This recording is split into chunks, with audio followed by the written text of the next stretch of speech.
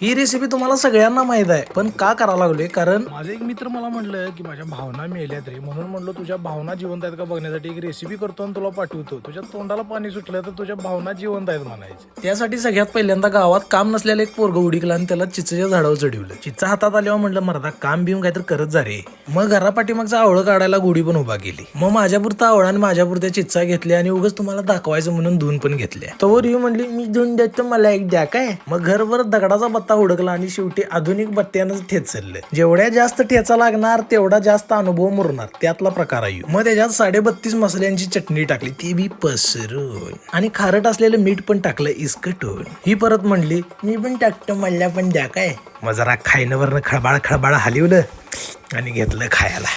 तुम्हाला सांगतो असं ते वरनं ठेचल्यामुळं असं त्यात ते चिंचेच्यात मिक्स झालेलं खाताना असलं भारी लागत होतं. आगा गा गा गा गा.